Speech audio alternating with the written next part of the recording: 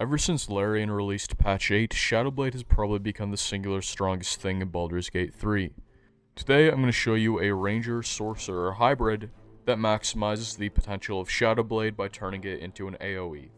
Now this build primarily focuses on psychic damage, so I wouldn't call it the most versatile, but it does have enough DPS to solo most encounters late game, and is very fun to play as well. Let's get into the build. Alright, let's go through level ups. Now, early game, you're probably going to want to play a pure ranger, at least until level 6. That's so when you do multi-class, you can respec with your first level going into sorcerer and have 5 levels left over for extra attack. You're going to want that first level going into sorcerer for the natural constitution proficiency. That'll make it easier to maintain concentration spells down the line. Cantrips, grab Booming Blade, Minor Illusion, Blade Ward, and Friends. Booming Blade does not scale with charisma, so it's perfectly viable and allows us to activate Arcane Synergy. And Minor Illusion is probably the most important cantrip for this build, especially if you're going to solo. It can be used to group up enemies while invisible, and once they're grouped up, you can then go in for Conjure Barrage and absolutely one-shot encounters or take them out within turn 1. Blade Ward is always great before fights, especially with Extended Spell for increased durability, and Friends is always good for dialogue. Spells, you're going to want Shield and Disguise Self. That'll make sense when I go through items. Subclass, of course, Shadow Magic is going to be the most thematic, but pick whichever one you want. All are fine, we just need meta magic. Abilities, you're going to want 17 Wisdom, 15 Constitution, and 16 Dexterity. Dump the rest. We'll even out Wisdom and Constitution.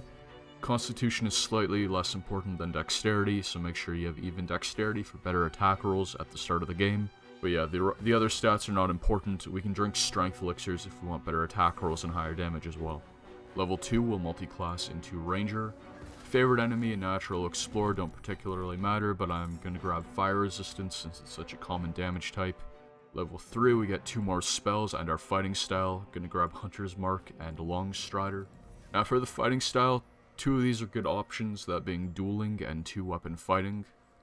Now, without using exploits, you can in fact get 2 Shadow Blades, one from the spell and one from the ring. Do be aware, without using the exploit to get permanent Shadow Blade using hirelings, you won't be able to do that until level 12. You could always just summon a hireling that has Shadow Blade, have them conjure one, send them back to the Fugue plane, and then re-summon them. They will then have a Shadow Blade in their inventory, which you can take for yourself. Do that twice, and 2-weapon fighting is perfectly viable. On the other hand, Dueling is one of the few damage sources that actually gets added to Conjure Barrage. Plus 2 damage to all your main hand weapon attacks is fantastic. Of course, it doesn't work when you're dual wielding, so just be aware you're going to want a shield in your offhand if you have this fighting style. But yeah, that's 4 damage thanks to Vulnerability, added to our AOE, which is very powerful. That's the one I'm going to go with. Level 4, we get 1 more spell that doesn't matter. Now for the Ranger subclass, 2 of these are great choices. Gloomstalker and Swarmkeeper. Gloomstalker is going to be better for soloing thanks to the heightened initiative, better movement speed on turn 1, and that free extra attack with an extra 1d8 added to it. Umbral Shroud is a little bit deceptive in the level up screen. It doesn't say it here, but it is short rest only, and it will also be broken when walking through daylight, so do be aware of that. It's not a good alternative to invisibility. If you want to incorporate invisibility into the build, I just use potions for that. Swarmkeeper, on the other hand, is going to give you Flurry of Moths, which is very versatile. You can use it for extra damage, to blind enemies, or to reposition safely. Of course, that extra damage is only once per turn, but it's still a 1d6 of Psychic, which will get doubled by Resonance Stone. Level 5, we get our first feat. Grab Ability Improvement, 1 level into Wisdom and Constitution. Level 6, we get extra attack, and I'm also going to grab Silence. It is a ritual spell that lasts 100 turns, so even if we're out of spell slots, we can still cast it outside of combat. And since it lasts so long, it's a pretty good alternative when you're out of spell slots to keep the bonus from the Strange Conduit ring active. It's very simple to throw this somewhere, and that'll last you a very long time. Level 7, another favorite enemy, which doesn't matter, and I'm going to grab Wasteland Wanderer Cold as well. Level 8, we get the subclass feature, Writhing Current and Writhing Tide, and another spell. Level 9, we get our second feat. Now, you could of course grab ability improvement, 2 more levels into dexterity or wisdom, but the best feat you can grab here is actually Savage Attacker, by far. Now, do be aware, any combat you see in this video, I was not using this feat, so it is not 100% necessary, but it works on literally every source of damage we have. Because Conjure Barrage uses our weapon attack for damage, it actually benefits from Savage Attacker as well. Also, any damage riders added to Shadowblade that have a dice roll, like Strange Conduit Ring, something from a certain pair of boots, the Moths, anything like that is also going to benefit from Savage Attacker. So overall, you're going to get higher damage more consistently, especially in your AOE, so it's a really great feat to have. Level 10, and Ranger level 9, we get Conjure Barrage. What is normally a very trash spell becomes absolutely ludicrous thanks to the power of Shadowblade and the Resonance Stone. Level 11, dip back into Sorcerer. The most important thing we just acquired being create sorcery points and spell slots, which we're going to use to get more Conjure Barrages. Spell doesn't really matter, and meta magic, grab whichever ones you want. Just be aware Twin Spell and Distant Spell don't really work that well in the build. Careful Spell, there's something to say for it. If your allies are within the range of your barrage, you can use this to make sure you don't one-shot them. And Extended Spell for Blade Ward if you want to do that before fights for better durability. Level 12, we get a real Shadowblade. Up until this point, you're going to have to use Arabella's Ring or a Hireling to get yourself a permanent Shadowblade. You can get the ring really early in Act 2 so long as Arabella survives, so that's when this build starts to come online. Of course, you don't get Barrage until level 10 unless you don't want to take that Sorcerer level to begin with. So, just be aware of that, but at this point you could now dual wield Shadowblades without using exploits, if that's something you want to do. Personally, I'm not going to do that, but there is a higher level of Shadowblade. You can get up to level 3 Shadowblades or level 4, but those are the same thing. And for the final meta magic, Quicken Spell, of course, for outputting more barrages per turn, for just higher damage output overall. Alright, let's go through items and equipment.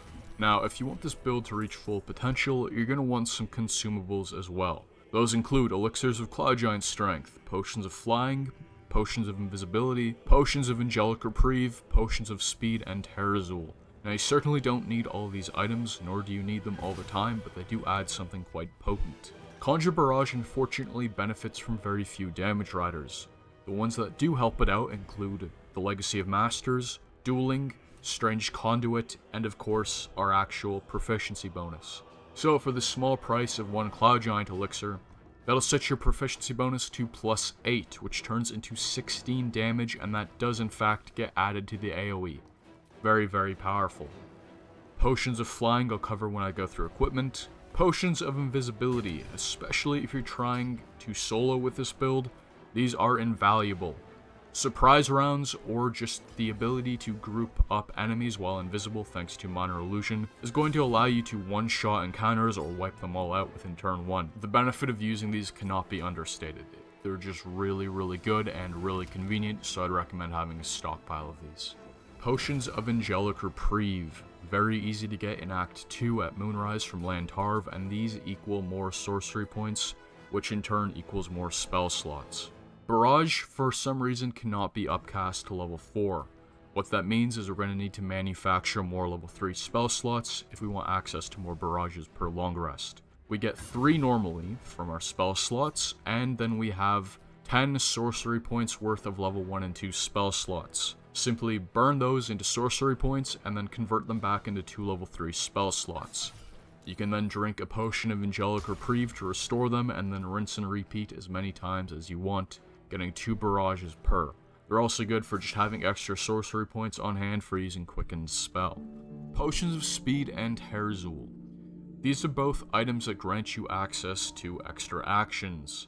The great thing about Terazul is it does not count as haste, so you can consume it at the same time as Potions of Speed for 2 extra actions. Now, one thing to be aware of, this thing only lasts for 2 turns, whereas Potions of Speed last for 3. So if you're going to stack their effects, I'd recommend staggering the turns you consume them on, or drinking a speed pot while invisible, and then instigating with a surprise round, so that way it'll have 2 turns remaining when you drink the Terazul. Getting lethargic for 2 rounds really sucks, so just don't drink them at the same time. Getting Terazul is very, very simple. All you need to do is visit Severn the Bugbear at the Guild Hall Bar. He sells 1 to 3 of these per long rest, so just bring a hireling along at level 1 to reset his inventory, and then stock up on this stuff. You can get a large stockpile in literally minutes, and it's going to help out a lot. Alright, let's go through equipment. For your helmet, I'd recommend the Bonespike helm or the Hood of the Weave. Hood of the Weave for better arcane enchantment and therefore stronger barrages, and the Bonespike helm gives you access to menacing attack. Now, it's not the same variant that Battlemasters have access to. It does not have a 1d8. It is simply 4 flat damage added to our attack. Cloak, I'd recommend the Cloak of the Weave for the arcane enchantment, or the Dark Urge's Deathstalker Mantle if you have access to that. Armor, Dark Justiciar Halfplate is going to give you access to advantage on Constitution saving throws, therefore concentration checks. Shar's Aegis is a pretty decent concentration spell as well. Shield of Faith essentially that lasts until long rest. So to keep Strange Conduit active, you don't need to worry about using other concentration spells once this is up. Gauntlets, Legacy of Masters of course, so make sure Daemon survives into Act 3. +2 bonus to all our weapon attacks, and better yet, it gets added to Barrage as well for a sweet 4 psychic damage. Now for your boots, this is why I said earlier to grab Disguise Self, because I'm going with Boots of Psionic Movement. Normally these only benefit Githyanki, but if you can shape change into one of them, you can get the effect Flying Strike. This adds 1d4 psychic damage to your weapon attacks after you fly. Boots grant you access to flight once per long rest, which should suffice, but having a backup of potions of flying is going to help out as well. This benefits from Savage Attacker, but unfortunately does not get added to Conjure Barrage. Either way, you're looking at 2 to 8 damage added to all your weapon attacks. Since you're going to be one-shotting a lot of enemies anyways, it's very convenient to fly in between them and not have to worry about provoking opportunity attacks. So you can basically always have this effect up. Definitely worth looking like a frog for a couple turns to get the extra damage, even if you're not playing a Githyanki. A side note about the Boots of Psionic Movement, this only works with actual flight. Anything that mimics the effect, like a Lithid Flying, Tempestuous Flight, or Writhing Tides, does not actually trigger the boots. You need to actually have the spell variant or the potion variant. Now for your Amulet, I would recommend the Amulet of the Devout for high spellcasting. Of course, you may not want to do this if you have a Cleric in your party. Either way, it's still the best pick for this build. There is also Khalid's Gift if you want to boost your Wisdom. You can pair that with Hag Hair to increase your Wisdom by 2 points. So that is also an option, but if you don't want to use Hag Hair, just go for the Amulet of the Devout. Now for your rings, there are 3 important ones that we want. The most important being the Shadowblade ring. You get this from Arabella in Act 2 by finishing her quest. And of course, this is going to give you early access to Shadowblade. Now it is different from the actual spell variant, in the sense that it can be removed from your inventory and it can actually be summoned at the same time.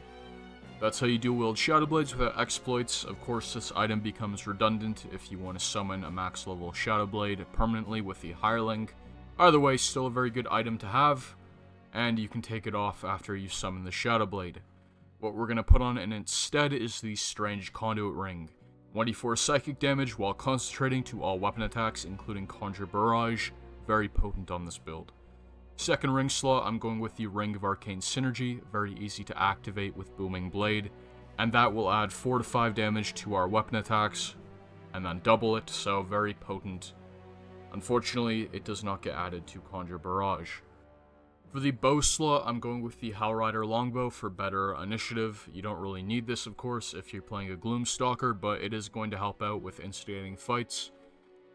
For your weapons, main hand, of course, a Shadowblade. You can have a Shadowblade in your offhand as well, but I'm going to go with Ketheric's Shield for extra arcane enchantments. Now, besides the items that we actually have equipped, you may also want to keep either the Staff of Spellpower or Markoheshkir on hand. Not to actually use in combat, just for access to Arcane Battery for a free Shadowblade. Arcane Battery is per character, not per staff, so even if one of your other characters is using this item, they'll still have access to Arcane Battery after you use it to summon a Shadowblade. I'd also recommend picking up the Spellpower Amulet to restore a Conjure Barrage, and there's also the Spell Savant Amulet if you want some extra sorcery points. Of course, I can't go without mentioning the most important item in this build, the Resonance Stone.